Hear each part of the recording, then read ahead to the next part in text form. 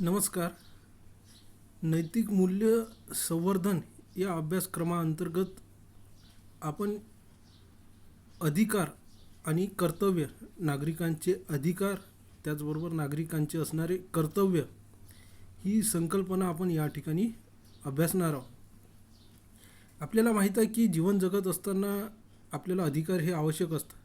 त्याशिवाय व्यक्तीचं जीवन हे पूर्ण होऊ शकत नाही. त्याचप्रमाणे व्यक्तीला जीवनाअंतर्गत विकासाच्या संधीसुद्धा प्राप्त होऊ शकत नाही.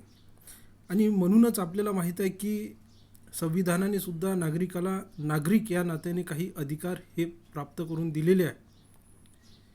आणि म्हणूनच व्यक्ती आज आपल्याला माहीत आहे की सर्वांगीण विकासासाठी, व्यक्तीच्या सर्वांगीण विकासासाठी अधिकार हे अतिशय महत्त्वाची भूमिका बजावतात. ज्याप्रमाणे व्यक्तीचे अधिकार आहे त्याचप्रमाणे व्यक्तीचे काही कर्तव्यसुद्धा या समाजाप्रती आहे. आणि समाजाचा नागरिक म्हणून व्यक्तीलासुद्धा आपल्या कर्तव्याची जाणीव असणं आवश्यक आहे.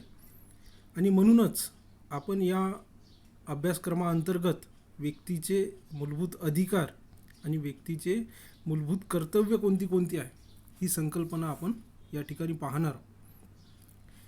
आता आपल्याला आपले अधिकार माहीत असणं आवश्यक आहे. अधिकाराच्या बाबतीत नागरिक हा जागरूक असणं हे सुद्धा आवश्यक आहे. संविधानाने सुद्धा भारतीय नागरिकांना 6 प्रकारचे मूलभूत अधिकार दिलेले आहे. त्यामध्ये आपल्याला माहीत आहे की समतेचा अधिकार दिलेला आहे, स्वातंत्र्याचा अधिकार दिलेला आहे, शोषणाविरुद्धचा अधिकार दिलेला आहे, त्याचप्रमाणे धर्मस्वातंत्र्याचा अधिकार दिलेला आहे, शैक्षणिक आणि सांस्कृतिक अधिकार दिलेला आहे आणि घटनात्मक उपायांचा अधिकार दिलेला आहे. समतेच्या अधिकाराअंतर्गत समानता प्रस्थापित करण्याचा प्रयत्न या अधिकाराअंतर्गत झालेला आपल्याला दिसून येते. समाजातला व्यक्ती गरीब असो, श्रीमंत असो, श्रेष्ठ असो, कनिष्ठ असो, स्त्री असो, पुरुष असो, अशा कोणत्याही बाबतीत भेदभाव हा केला जाणार नाही. कायद्यासमोर प्रत्येक व्यक्ती हा समान लेखला जाईल. स्पृश्य अस्पृश्य अशा कोणत्याही प्रकारचा भेदाभेद केला जाणार नाही. या सगळ्या गोष्टी या अधिकाराअंतर्गत उल्लेखित केलेल्या आहेत. त्याचप्रमाणे राईट टू फ्रीडममध्ये प्रत्येक व्यक्तीला आपले विचार व्यक्त करण्याचे स्वातंत्र्य दिलेले आहे, लिखाण स्वातंत्र्य दिलेले आहे, भ्रमण करण्याचे स्वातंत्र्य दिलेले आहे, निशस्त्र एकत्र सभा भरवण्याचे स्वातंत्र्य दिलेले आहे आणि आपले विचार मुक्तपणे व्यक्त करण्याचं सुद्धा स्वातंत्र्य या स्वातंत्र्याच्या अधिकाराअंतर्गत दिलेलं आहे. त्याचप्रमाणे कलम 21 अंतर्गत व्यक्तीला जीवित स्वातंत्र्यसुद्धा प्राप्त झालेलं आहे, जीविताचं स्वातंत्र्यसुद्धा प्राप्त झालेलं आहे. कलम 21A अंतर्गत व्यक्तीला शिक्षणाचा अधिकार हा सुद्धा मूलभूत अधिकार म्हणून प्राप्त झालेला आहे. त्याचप्रमाणे व्यक्तीला शोषणाविरुद्ध संरक्षण मिळावं म्हणूनच right to freedom from exploitation हा सुद्धा अधिकार व्यक्तीला प्राप्त झालेला आहे. मग स्त्री असो, लहान बालके असो, यांना या अधिकाराअंतर्गत संरक्षण प्राप्त झालेलं आपल्याला दिसून येते. त्याचप्रमाणे आपल्याला माहीत आहे की आपला देश हा विविध धर्माने नटलेला देश आहे आणि म्हणूनच व्यक्तीला त्याच्या धर्माविषयी जाणीव जागृती करण्यासाठी स्वातंत्र्य दिलेलं आहे. त्याच्या इच्छेनुसार धर्म स्वीकारण्याचं स्वातंत्र्य दिलेलं आहे. त्याचा प्रसार आणि प्रचार करण्याचं स्वातंत्र्यसुद्धा या धर्म स्वातंत्र्याअंतर्गत प्राप्त झालेलं आपल्याला दिसून येते. त्याचप्रमाणे प्रत्येक व्यक्तीला आपल्या संस्कृतीचा, आपल्या भाषेचा, आपल्या लिपीचा, आपल्या पेहरावाचा, आपल्या खानपानाचं स्वातंत्र्य दिलेलं आहे आणि प्रत्येकाच्या संस्कृतीचा वेगळेपण जपण्याचा अधिकार हे कल्चरल आणि एज्युकेशनल अधिकाराअंतर्गत प्राप्त झालेला आहे. त्याचप्रमाणे आपल्या शैक्षणिक अधिकाराअंतर्गत प्रत्येक जातीच्या धर्माच्या मुलाला शिक्षण घेण्याचा अधिकार प्राप्त झालेला आहे. त्याचबरोबर शैक्षणिक अधिकाराअंतर्गत प्रत्येक व्यक्तीला आपल्या विकासाची संधी या कल्चरल आणि एज्युकेशनल अधिकाराअंतर्गत प्राप्त झालेली आहे. आणि सगळ्यात महत्त्वाचा अधिकार म्हणजेच constitutional remedies, the rights to constitutional remedies, घटनात्मक उपायांचा अधिकार. डॉक्टर बाबासाहेब आंबेडकर यांनी सुद्धा म्हटलं होतं की या अधिकाराशिवाय इतर कोणत्याही अधिकाराला महत्त्व प्राप्त होणार नाही. आणि म्हणूनच हा अधिकार घटनेच्या कलम 32मध्ये दिलेला आपल्याला दिसून येते, ज्यामध्ये व्यक्तीच्या वर अन्याय झाला असल्यास, व्यक्तीच्या मूलभूत अधिकारावर गदा आली असल्यास व्यक्तीला उच्च आणि सर्वोच्च न्यायालयामध्ये दाद मागण्याचा अधिकार विविध रिट्स अंतर्गत या कलमाअंतर्गत प्राप्त झालेला आपल्याला दिसून येते. तर अशा प्रकारचे 6 अधिकार व्यक्तीला या समाजाचा नागरिक म्हणून प्राप्त झालेले आपल्याला दिसून येते आणि त्यामुळेच व्यक्तीला आपल्या विकासाच्या संधी या प्राप्त झालेल्या आपल्याला या अधिकाराअंतर्गत दिसून येते. आता ही तर झाली बाजू अधिकारांची, परंतु आपल्याला अधिकाराबरोबरच व्यक्तीचे जे कर्तव्य आहे ते कर्तव्यसुद्धा त्याला माहीत असणं आवश्यक आहे.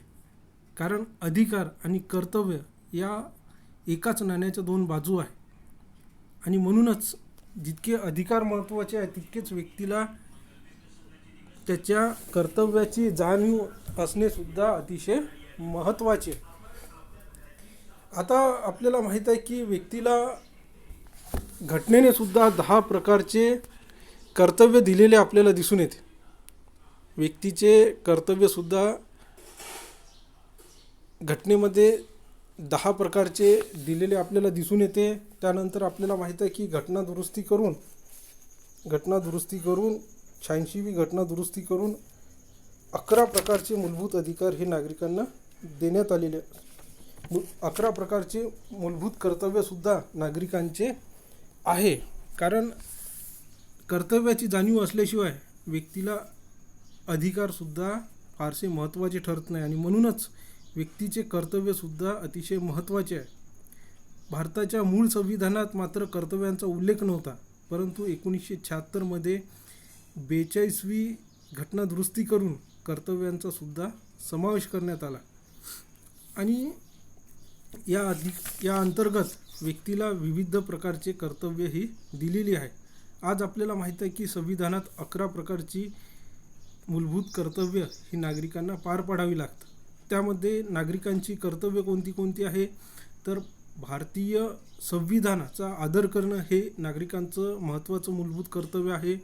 त्याचप्रमाणे देशाचा राष्ट्रध्वज आणि देशाच्या राष्ट्रगीत यांचं आदर राखणे हे सुद्धा नागरिकांचं महत्त्वाचं मूलभूत कर्तव्य आहे. आपण बघतो की 26 जानेवारी असो किंवा 15 ऑगस्ट आपली राष्ट्रभक्ती ही उफाळून येते, दिसून येते, परंतु नंतर आपण बघतो की आपल्या देशाचे जे राष्ट्रचिन्ह आहे, जे राष्ट्राचं प्रतीक आहे ते म्हणजे आपलं राष्ट्रध्वज यांचा दुरुपयोग नंतर आपण झालेला बघतो. तर आपलं मूलभूत कर्तव्य आहे की आपल्या राष्ट्रध्वजाचा आदर राखणं, त्याचा मानसन्मान राखणं आणि म्हणूनच 15 ऑगस्ट आणि 26 जानेवारीला आपली महत्त्वाची जबाबदारी आहे की देशाच्या प्रतीकांचा सन्मान राखणं, त्यांची रक्षा करणं. त्यानंतर दुसरं मूलभूत कर्तव्य आहे की स्वातंत्र्य लढ्यातील गौरवशाली परंपरांचं अनुकरण करणं. आपल्याला माहीत आहे की आपल्याला स्वातंत्र्य हे सहज काही मिळालेलं नाही. असंख्य बलिदानानंतर आपल्याला स्वातंत्र्य हे मिळालेलं आहे आणि या स्वातंत्र्य लढ्यातील स्वातंत्र्य सैनिकांनी, स्वातंत्र्य क्रांतिकारकांनी आपल्यासाठी काही नैतिक मूल्यसुद्धा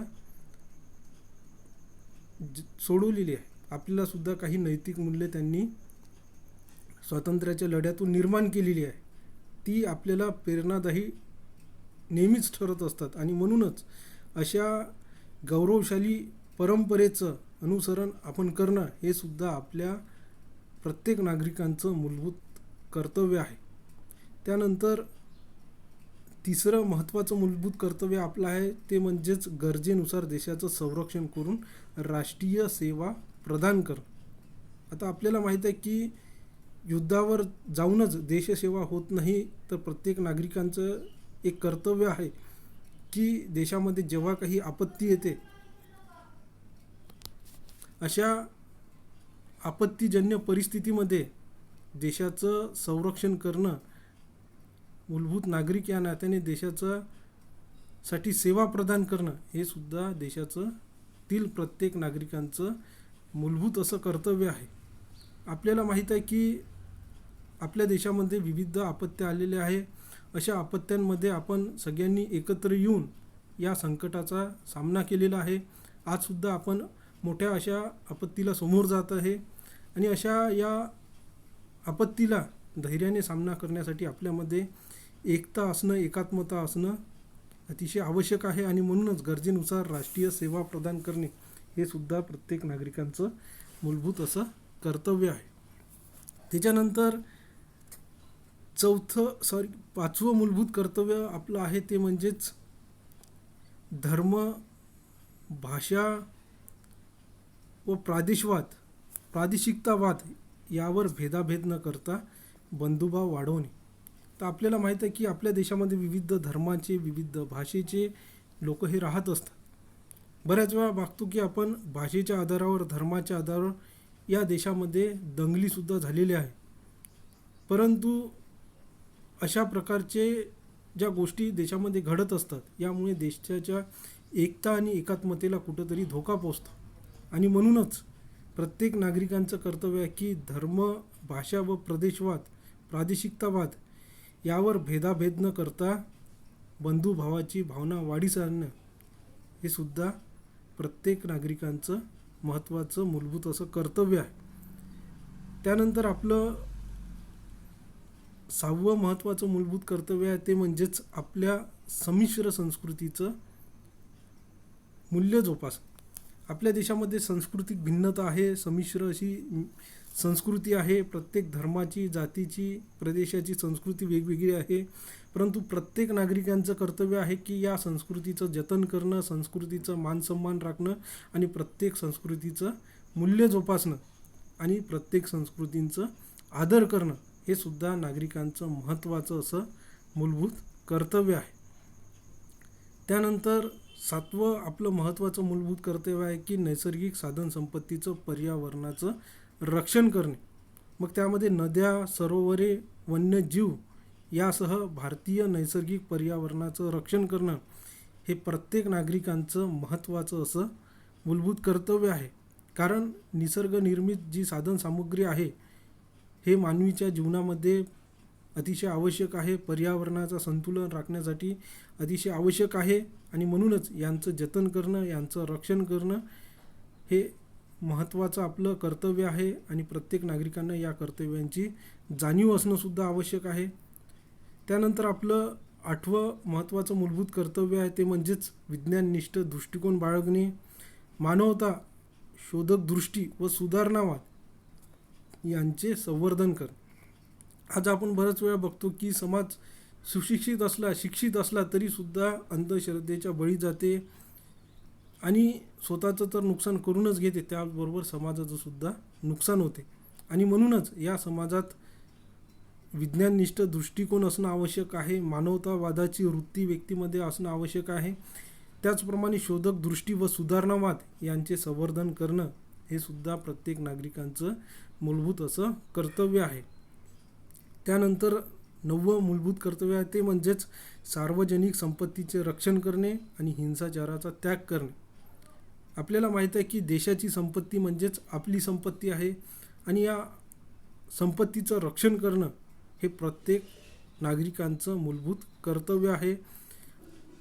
बऱ्याच वेळा आपण बघतो की देशामध्ये हिंसाचारासारख्या घटना घडत असतात आणि त्यामुळे देशाच्या साधनसंपत्तीचं मोठ्या प्रमाणात नुकसान पोहोचत असते, देशाच्या साधनसंपत्तीला हानी पोहोचवल्या जाते आणि यामुळे देशाची साधनसंपत्तीचं नुकसान म्हणजेच आपलं नुकसान यामध्ये मोठ्या प्रमाणात होते आणि म्हणूनच या साधनसंपत्तीचं रक्षण करणं हे प्रत्येक नागरिकांचं महत्त्वाचं असं मूलभूत कर्तव्य आहे. त्यानंतर 10वं महत्त्वाचं मूलभूत कर्तव्य आहे ते म्हणजेच राष्ट्राच्या प्रगतीसाठी सर्वतोपरी प्रगती करणं. हे राष्ट्र आपलं आहे. व्यक्तीची जेव्हा प्रगती होईल तेव्हाच खऱ्या अर्थाने राष्ट्राची सुद्धा प्रगती होईल आणि म्हणूनच प्रत्येक व्यक्तीने स्वतःच्या प्रगतीसाठी प्रयत्न केले पाहिजे.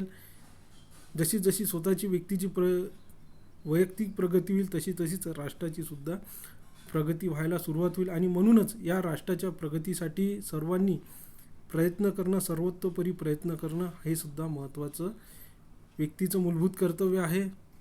त्यानंतर आपल्याला म्हणता येईल की महत्त्वाचं 11वं मूलभूत कर्तव्य घटनेत समाविष्ट करण्यात आलं ते म्हणजेच जो जन्मदाता व्यक्ती असेल किंवा त्या एखाद्या मुलाचा पालक असेल त्याला आपल्या अपत्याला अथवा पाल्यास त्याच्या वयाच्या 6 वर्षापासून ते 14 वर्षापर्यंत शिक्षणाच्या संधी उपलब्ध करून दे. पुन्हा सांगतो, जो जन्मदाता असेल किंवा पालक असेल त्याने आपल्या अपत्यास अथवा पाल्यास त्याच्या वयाच्या 6व्या वर्षापासून ते 14 वर्षापर्यंत शिक्षणाच्या संधी उपलब्ध करून दे. ही सुद्धा महत्त्वाची मूलभूत असं कर्तव्य आहे. कारण आपल्या देशामध्ये साक्षरतेचं प्रमाण जरी वाढत असलं तरीसुद्धा निरक्षरतासुद्धा मोठ्या प्रमाणात आहे आणि प्राथमिक शिक्षणापासून कोणताही बालक वंचित राहणार नाही. ही जबाबदारी त्याच्या जन्मदात्यांची तर आहेच, परंतु त्याचं पालनपोषण करणाऱ्या पालकांची सुद्धा आहे.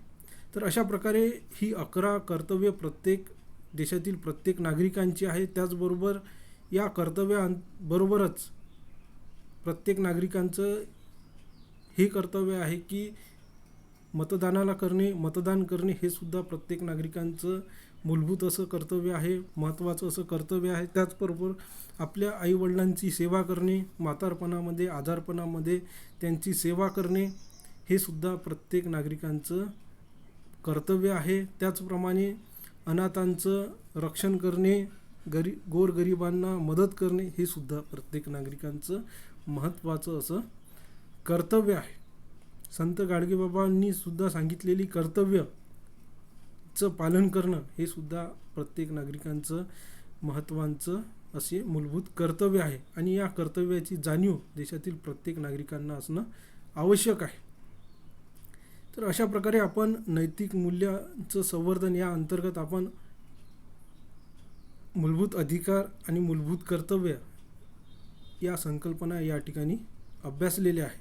आणि आपण या ठिकाणी हे लक्षात घेणं आवश्यक आहे की ज्या प्रकारे आपले मूलभूत अधिकाराची जागृती आपल्यामध्ये ज्या प्रकारे आहे, त्याच प्रकारे आपल्यामध्ये मूलभूत कर्तव्यांची सुद्धा जागृती असणं ही समाजाची काळाची गरज आहे. धन्यवाद.